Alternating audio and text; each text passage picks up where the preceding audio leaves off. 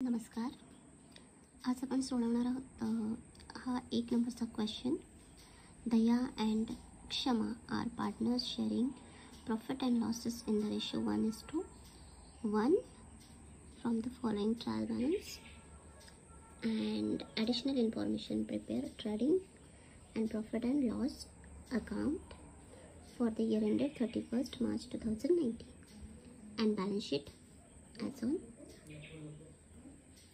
That date. ठीक आहे. इथे क्वेश्चन दिलेला आहे आपल्याला आणि आपल्याला सोडवायचा आहे हा क्वेश्चन सगळ्यात आधी व्यवस्थित वाचून घ्यायचे. स्टॉक आहे म्हणजेच तो opening stock, bills receivable, wages and salaries, creditors, bad debts, purchase, motor car machinery, audit fees, sales return, discount, building, cash at bank, 10% investment. याचा अर्थ असा होतो की ती जी इन्व्हेस्टमेंट आहे 20,000ची त्याच्यावर 10% परतावा येतो आहे. ठीक आहे, इंटरेस्ट मिळतं आहे. ठीक आहे. त्याच्यानंतर आहे ॲडव्हर्टाइजमेंट पेड फॉर 9 मंथ्ससाठी पेड केलं आहे 4,500 ॲडव्हर्टाइजमेंट. याचाच अर्थ की 3 महिन्याचं म्हणजे 12 महिन्याचं वर्ष असतं ना, म्हणजे 3 महिन्याचं अजून ॲडव्हर्टाइजमेंट देणं बाकी आहे. हे असतात हिडन ॲडजस्टमेंट्स जे आपल्याला समजून घ्यावे लागतात, जे स्पष्टपणे दिलेल्या नसतात. त्यानंतर रॉयल्टीज आहे 3,000. इकडे आहे general reserve, capital, creditors, RTD, sales, outstanding, wages, purchase आणि रिटर्न्स, डिस्काउंट. ओके. ठीक आहे. खाली आपण बघूयात ॲडजस्टमेंट आहेत क्लोजिंग स्टॉक. म्हणजे याच्यात काय करायची गरज नसते, क्लोजिंग स्टॉक सरळ आपण लिहू शकतो. ठीक आहे, दोन्ही साईडने, जसं की प्रॉफिट अँड लॉस अकाउंटच्या ट्रेडिंग अकाउंटच्या क्रेडिट साईडला आणि बॅलन्स शीटला असेट साईडला. ठीक आहे. त्याच्या depreciate building and machinery 5% and 3% respectively. ठीक आहे. इथे मशिनरीच्या इथे एक मार्क करून घेतला आहे आपण आणि इथे बिल्डिंगच्या तिथे पण एक मार्क करून घेतला आहे. ठीक आहे. ॲडजस्टमेंट वाचायची आणि ज्या ज्या आयटम्ससाठी ॲडजस्टमेंट आहे तिथे ॲडजस्टमेंट करून घ्यायची. ठीक आहे. तिथे एक लाईन सोडायची. ठीक आहे. Bills receivable included discount of bill 3,000. Bills receivable कुठे आहे? बिल्स रिसिवेबलच्या तिथे एक मार्क इथे आपण करून घेतलेली आहे. ठीक आहे. हे 2nd नंबरचं आहे. त्याच्यानंतर goods worth ₹1,000 taken by Daya for personal use was not entered in the books of accounts. दयाने 1,000 रुपयाचा माल घेतला स्वतःला वापरण्यासाठी. हे हे आहे ड्रॉइंग आहे, त्यामुळे दयाच्या इथे आपल्याला एक लाईन सोडावी लागेल. ठीक आहे. त्याच्यानंतर म्हणजे भले पैसे जरी घेतले बिझनेसमधनं स्वतःच्या यूजसाठी पार्टनर्सने, तर ते सुद्धा ड्रॉइंगच असतं. आणि एखादी वस्तू किंवा वस्तू जरी घेतली तरी पण ती ड्रॉइंगच असते. ठीक आहे. Write off 1,800 as bad debts and maintain RTD at 5% on sundry debtors. Sundry डेटर्सवर 1,800 बॅड डेट्स आणि RTD करायचे 5% सन्डे डेटर्स. तिथे त्यासाठी आपण इथे लाईन सोडलेल्या आहेत 4 सन्डे डेटर्सच्या तिथे पण आणि बॅड डेट्सच्या तिथे पण 4 लाईन लागतील. ठीक आहे.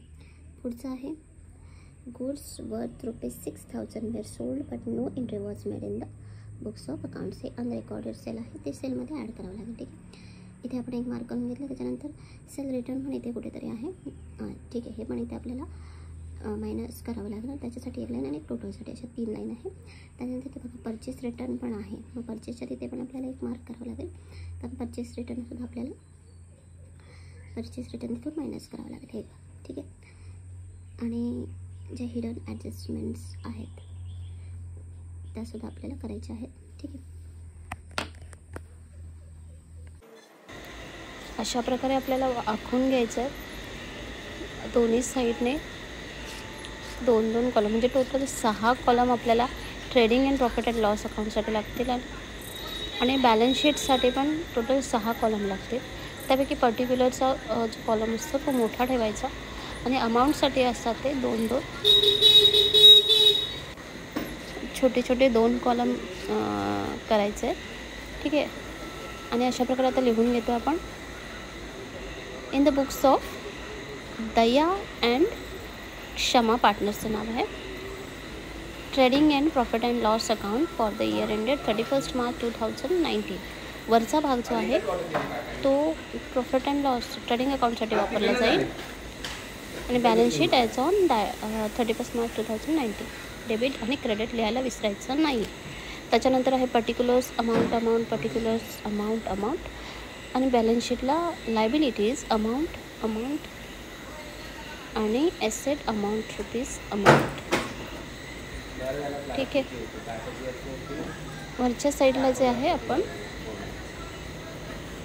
एंट्री करायला चालू करू. पहिला आहे ओपनिंग स्टॉक म्हणजे तो स्टॉक जो लास्ट वर्षाच्या सुरुवातीला जो असतो ना, ओपनिंगला वर्ष चालू होताना तो जो स्टॉक असतो त्याला म्हणतात ओपनिंग स्टॉक. तो किती आहे 65,000. तो सगळ्यात पहिला आहे, तो नेहमी लक्षात ठेवा. तो क्रेडिट अकाउंटच्या डेबिट साईडला नेहमी पहिला लिहायचा असतो. ठीक आहे. त्याच्यानंतर आहे बिल्स रिसिवेबलचं आहे ते बॅलन्स शीटला येईल ॲसेट साईडला. बिल्स रिसिवेबलच्या इथे हे आहे ॲडजस्टमेंट आहे, त्याच्यामुळे बिल्स रिसिवेबल आपण अमाऊंट जी आहे ती इनर कॉलमलाच लिहिणार आहोत. ठीक आहे. 28,000 आणि इथे एक लाईन सोडायची आहे. ठीक आहे. ॲडजस्टमेंट आपण नंतर बघू शकतो. आता नेक्स्ट जे आहे वेजेस अँड सॅलरी. इथे बघा वेजेस अँड सॅलरी आहे.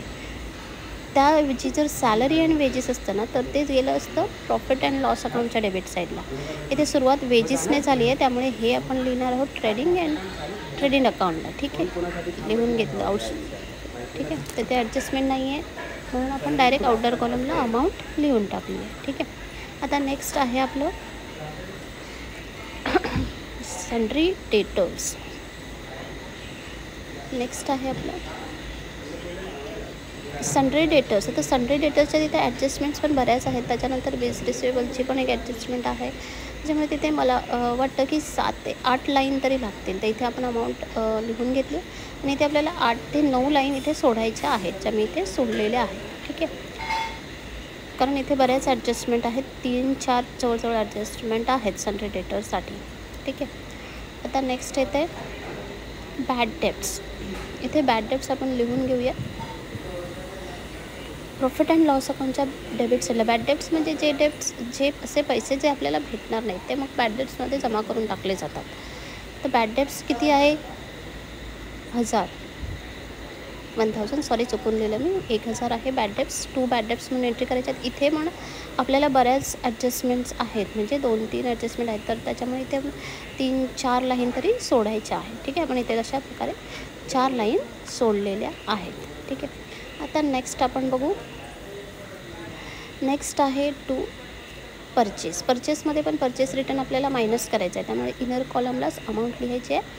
ठीक आहे. 1,48,000 आणि इथे खाली एक लाईन सोडलेली आहे, कारण आपल्याला एक व्यवस्थित जायचं आहे, मध्ये काही एंट्री करायची नाही आहे. आता मोटर कार आहे. इथे मोटर कारवर डेप्रिसिएशन नाही आहे, ते 68,000 पण आउटर कॉलमला असले. पुढे आहे मशिनरीवर डेप्रिसिएशन आहे, सॉरी चुकून लिहिले आहे मी, हे 1,14,800 आपण इनर कॉलमलाच लिहिले आतल्या बाजूला. ठीक आहे. आणि एक लाईन आपण डेप्रिसिएशन मायनस करण्यासाठी सोडून दिली. आता आहे ऑडिट फीज हा सुद्धा इनडायरेक्ट एक्सपेन्स आहे, त्यामुळे तो प्रॉफिट अँड लॉसच्या डेबिट साईडला एंट्री केली आपण. त्याच्यानंतर आहे सेल्स नाही आहे, पण सेल्स रिटर्न आपल्याला भेटलं आहे, त्याच्यामुळे आपण इथे बाय सेल्सची लिहून खाली लेस सेल्स रिटर्न करू शकतो. लेस सेल्स रिटर्न आहे 2,000, ते आपण इथे मांडून घेऊ शकतो. ठीक आहे. कारण आपल्या सिस्टमॅटिक वेने आपण जेवढं जाऊ ना तेवढं आपल्याला प्रॉब्लेम इझिली सॉल्व करता येतो, त्याच्यामुळे सिस्टमॅटिकलीच आपल्याला जायचं आहे. नेक्स्ट आहे डिस्काउंट. हे डिस्काउंट आपण दिलेलं आहे, त्यामुळे आपला तो खर्च आहे, त्यामुळे तो प्रॉफिट अँड लॉस अकाउंटच्या डेबिट साईडला जाईल. ठीक आहे. त्यानंतर नेक्स्ट आहे बिल्डिंगवर पण डेप्रिसिएशन आहे, त्यामुळे इनर कॉलमलाच आपण अमाऊंट लिहून घेतली आहे 75,000 आणि खाली एक लाईन सोडून दिली. ठीक आहे. पुढे आहे कॅश ॲट बँकेत किती कॅश शिल्लक आहे दया आणि क्षमाच्या, तर 12,000. त्याच्यानंतर आहे कॅश, त्याच्यानंतर 10% इन्व्हेस्टमेंट आहे. इथे बघा इन्व्हेस्टमेंट 10% असं जेव्हा दिलेलं असेल ना त्या 10% हा आहे जो इंटरेस्ट रेट असतो. आता 20,000वर 10% कसं काढायचं, तर आपल्याला आहे ते 10% दिलं ना, सिम्पली काय करायचं माहिती आहे, शेवटचा 0 जो असतो ना तो खोडून टाकायचा. बघा 10% आहे ना इन्व्हेस्टमेंट, मग शेवटचं शून्य फोडायचं, मग राहिले किती 2000, म्हणजे ते 2000, 10% म्हणजे किती 2000. आपल्याला काही कॅल्क्युलेशन करायची गरज नाही. मग इथे करायचं इन्व्हेस्टमेंट आहे त्याच्यामुळे ते जे इंटरेस्ट आहे ते आपले इन्कम आहे ना, ठीक आहे. ॲड इंटरेस्ट करायचा 2000, मग टोटल किती झाले आपले 22,000, 22,000. आणि दुसरा इफेक्ट होईल आपल्याला प्रॉफिट अँड लॉस अकाउंटच्या क्रेडिट साईडला, कारण हे आपली इन्कम आहे, इनडायरेक्ट इन्कम आहे, ठीक आहे. त्याच्यामुळे आपण हे प्रॉफिट अँड लॉस अकाउंटच्या क्रेडिट साईडला त्याची एंट्री करू. Bye interest accrued on investment किती आहे 2000 रुपीज, ठीक आहे. पुढे आहे टू ॲडव्हर्टाइजमेंट. ॲडव्हर्टाइजमेंटमध्ये पण हिडन ॲडजस्टमेंट आहे. आपण मगाशीच बोललो होतो 4500 जे 9 महिन्यासाठी दिले, तर आपल्याला आधी काढावं लागेल की एका महिन्यासाठी किती आहेत. त्यावरून आपल्याला कळू शकेल की उरलेले जे 3 महिने आहेत ना, कारण 12 महिन्याचं 1 वर्ष असतं ना, त्यामुळे 3 महिन्याचं बाकी आहेत. त्यामुळे असं कॅल्क्युलेशन करायचं आहे आपल्याला. 4500 डिवाइड बाय 9 केलं तर आपल्याला 500 म्हणजे 500 रुपये पर मंथ होतं आहे. म्हणून 12 × 500 केलं तर आपल्याला भेटते 6000, म्हणजे टोटल वर्षाचं आहे 6000, ठीक आहे. तर मग 4500 मायनस 6000, मग बाकी किती आहेत तर 1500 रुपये आउटस्टँडिंग आहेत, ठीक आहे. ॲडव्हर्टाइजमेंट तर आपण लिहायचं काय 3 महिन्याचं. मग इथे एंट्री करायची ॲड आउटस्टँडिंग ॲडव्हर्टाइजमेंट. ह्याचा दुसरा इफेक्ट आपल्याला कुठे जाईल लायबिलिटी साईडला जाईल, ठीक आहे. फॉर 3 मंथ्स किती आहेत 1500, मग राहिले टोटल किती झाले 6000. ॲड करायचा आउटस्टँडिंग एक्सपेन्स, शेवटी खर्च आहे ना तो, आपल्याला सगळ्या खर्चाचा हिशोब करायचा, त्यामुळे ॲडच करायचा आहे, ठीक आहे. आउटस्टँडिंग ॲडव्हर्टाइजमेंट इथे मात्र 1500च येतील, कारण आपल्याला किती बाकी आहे तेच फक्त इथे लिहायचं आहे. 1500 चला, ह्याचे 2 इफेक्ट आपले झालेले आहेत. आता नेक्स्ट आहे रॉयल्टीज. रॉयल्टीज जी आहे ती डायरेक्ट एक्सपेन्स आहे, त्यामुळे तो ट्रेडिंग अकाउंटच्या डेबिट साईडला जाईल, ठीक आहे. डायरेक्ट एक्सपेन्स आणि इनडायरेक्ट एक्सपेन्स काय कसा ओळखायचा, हा फरक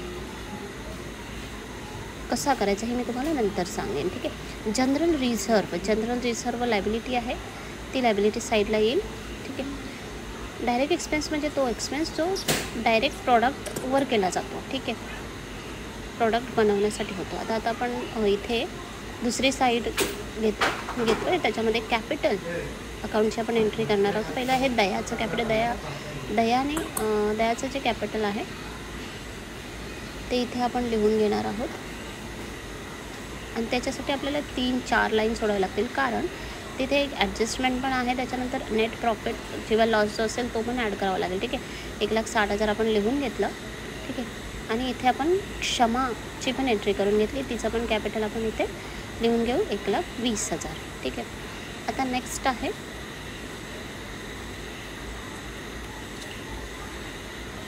आहे क्रेडिटर्स ही लायबिलिटी आहे, ज्यांना पैसे देणार आहेत दया क्षमा, ठीक आहे. ज्यांना पैसे द्यायचे असतात त्यांना क्रेडिटर्स म्हणतात, आणि ज्याच्याकडून आपण पैसे घेणार असतो त्याला डेटर्स म्हणतात. म्हणजे ज्याच्या मागे आपल्याला पळायचं आहे त्यांना डेटर्स म्हणतात, जे आपल्या मागे पळणार आहेत त्यांना क्रेडिटर्स म्हणतात, ठीक आहे. सिम्पल.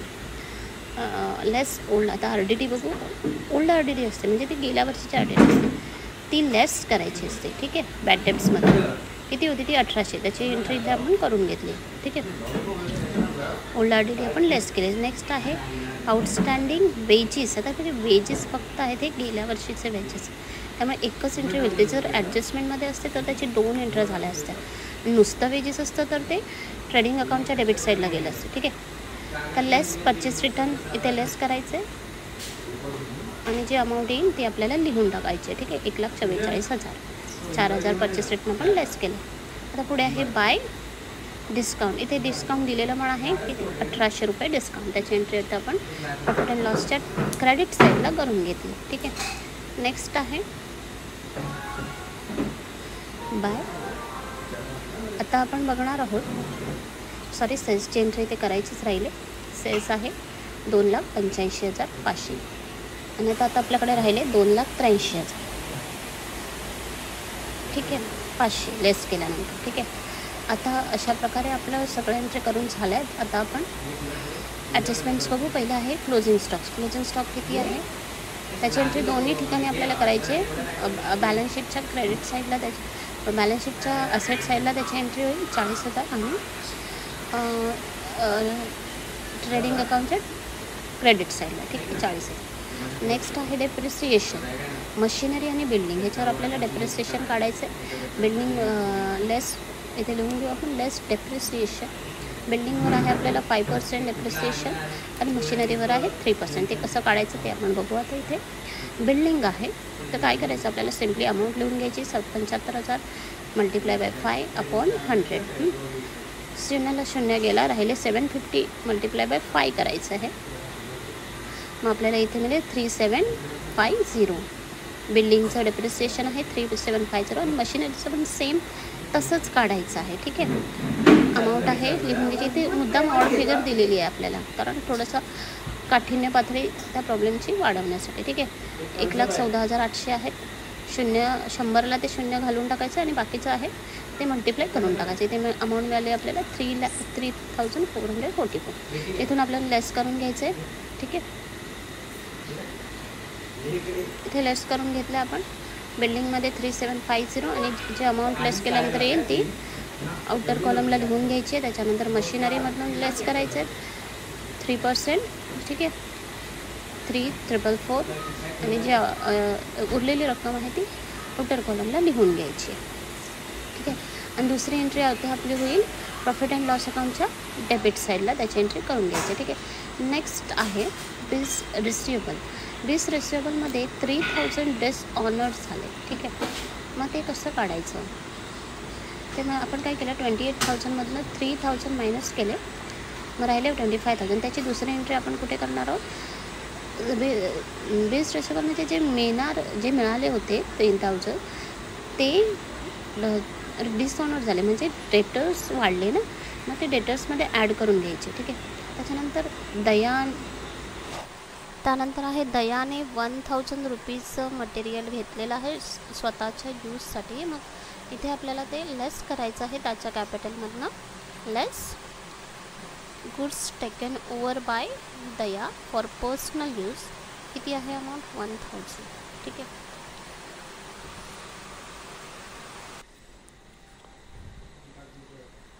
ते आपण इथे लेस केल्याने त्याची दुसरी एंट्री जी आहे ती कुठे होईल, बाय गुड्स, ती प्रॉफिट ट्रेडिंग अकाउंटच्या क्रेडिट साईडला होईल. By goods taken over by Daya for personal use. किती आहे अमाऊंट, 1,000, ठीक आहे. त्याच्यानंतर नेक्स्ट ॲडजस्टमेंट जी आहे ती आपण बिल्स रिसिवेबलची आहे. त्याच्यानंतर नेक्स्ट ॲडजस्टमेंट जी आहे ती आपण स्किप करणार आहोत आणि शेवटची ॲडजस्टमेंट आहे ती आधी घेणार आहोत, ठीक आहे. इथे अनरेकॉर्डेड सेल्स पण आहे 6,000चा, तो आपण इथे ॲड करू आधी. मग टोटल सेल आपलं झालं किती, 2,89,500. हा जो अनरेकॉर्डेड सेल आहे ना, त्याची दुसरी एंट्री सन्ड्री डेटर्सकडून होईल. सन्ड्री डेटर्समध्ये ॲड होईल, कारण अनरेकॉर्डेड सेल आहे त्याचं पेमेंट आलं नाही असं आपण मानतो आहे, त्यामुळे ते डेटर्समध्ये ॲड करावं लागेल, कारण ते जे 6,000 आहेत ना ते आपल्याला त्या बायरकडनं घ्यायचे आहेत, त्याच्यामुळे तो झाला डेटर, ठीक आहे. त्यामुळे आपण हे सन्ड्री डेटर्समध्ये ते ॲड करणार आहोत 6,000. मग टोटल आपल्याला इथे भेटेल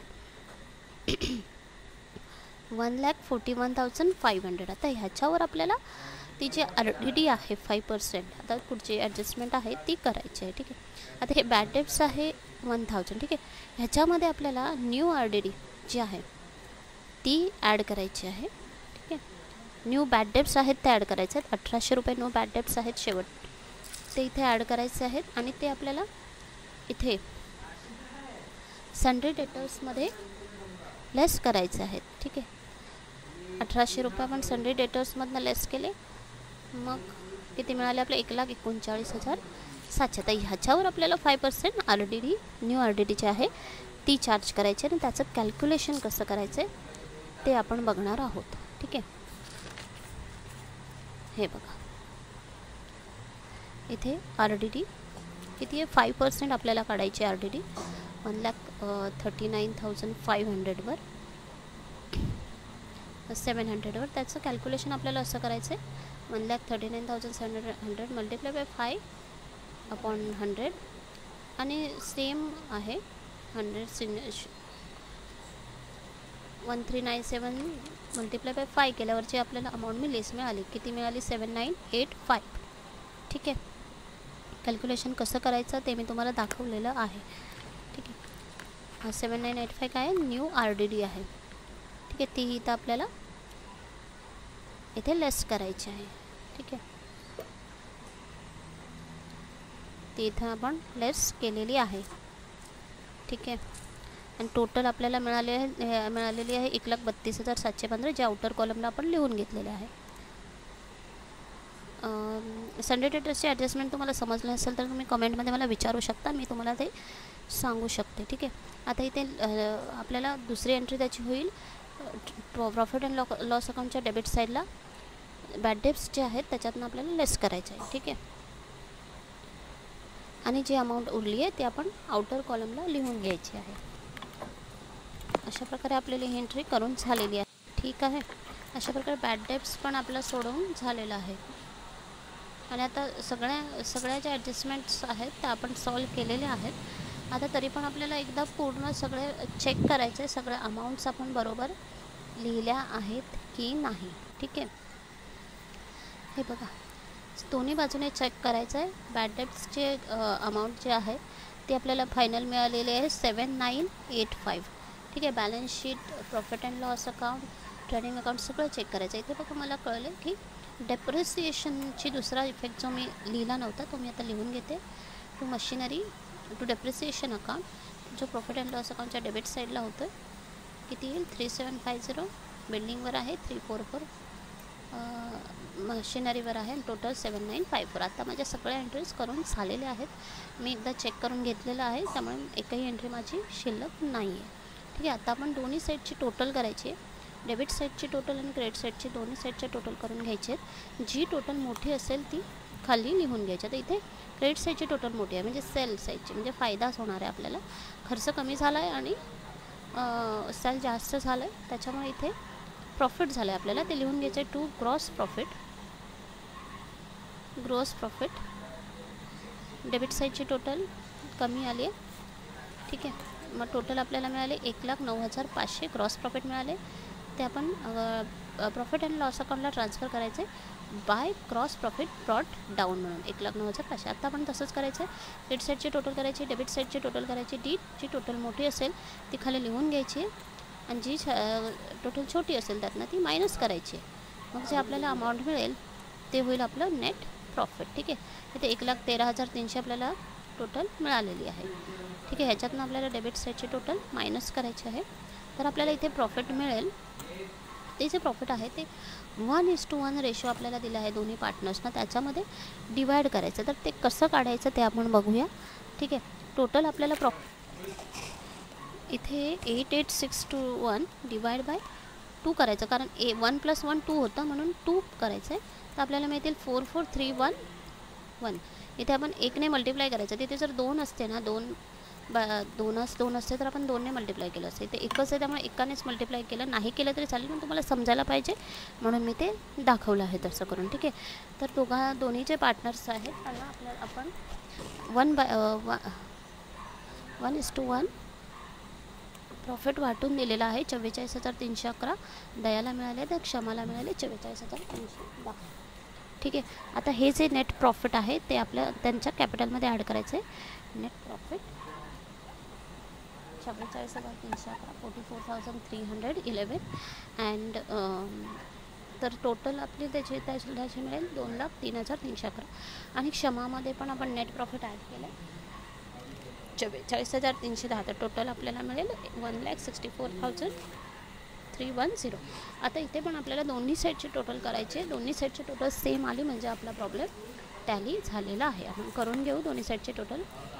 आधी बॅलन्स शीट असेट साईडची टोटल करू. असेट साईडची टोटल आपल्याला मिळेल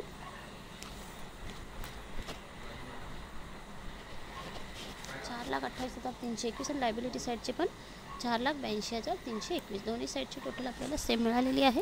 आपला प्रॉब्लेम टॅली झालेला आहे. तुम्हाला जर काही कळलं नसेल तर तुम्ही मला कमेंट बॉक्समध्ये विचारू शकता. धन्यवाद.